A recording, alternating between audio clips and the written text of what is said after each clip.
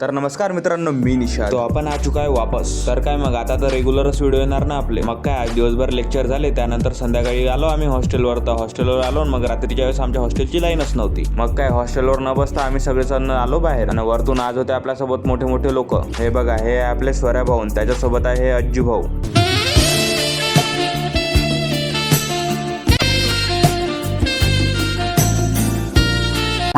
मग काय इकडं अज्जूबाई आणि स्वराबाईचा इंटरव्ह्यू झाल्यानंतर आपल्यावर फोकस मारणं चालू केलं स्वराबाईनं. तुमचा भाव म्हणजे बिलकुल कातीर, एकदम मॉडेल. बरं ते जाऊ द्या. मग आता इथं झाली बिलकुल एक फेमस माणसाची एंट्री, ते म्हणजे आपले डॉगेश भाऊ. बस तुम्ही फॅन फॉलोइंग का डॉगेश भाऊची, किती सारे पापाराजीज आहे डॉगेश भाऊच्या मागं. डॉगेश भाऊ पण फुल पोज देऊ राहिले. 2 लाईटमॅन, 3 कॅमेरामॅन एका डॉगेश भाऊसाठी. मग डॉगेश भाऊ म्हणजे डॉगेश भाऊ बिलकुल. पण इथं डॉगेश भाऊच्या एका लाईटमॅननं गद्दारी केली. डॉगेश भाईवर लाईट न मारता स्वतःवर लाईट मारून राहिले. डॉगेश भाऊ बरं पोज देता थकून नाही राहिले, थांबून नाही राहिले. इकडं बा कॅमेरामॅन फक्त तुम्ही 1 2 3 4 आणि थोडंसं बाहेर गेटवर आलो तर एक मिरॅकलच माहित पडला. फक्त आमच्या कॉलेजची लाईन नाही आहे, बाहेरची पूर्ण लाईन आहे. बरं जाऊ द्या, होत असते असं एवढ्या मोठ्या कॉलेजमध्ये छोट्या चुकानी. इकडे आपले तने भाऊ आम्हाला पाजू राहिले तर लस्सी चलो म्हणलं. मग आता लस्सी पाजू राहिले म्हणल्यावर त्यांचे फोटो तर काढाच लागेल ना भाऊ. मग काय इथं आपल्या तर्केश भावानं पटापट एक लस्सीचा ग्लास भडकोने टाकला आणि पुन्हा दुसरा मागत होता. मग दुसरा ग्लास होता स्पॉन्सर्ड बाय स्वराज भाऊ. मग काय शेवट तण्याचं डोकं दुखायला लागलं रे बा बिल पाहून. चला आजच्यासाठी एवढंच. लाईक शेअर आणि सबस्क्राईब. Thank you for watching.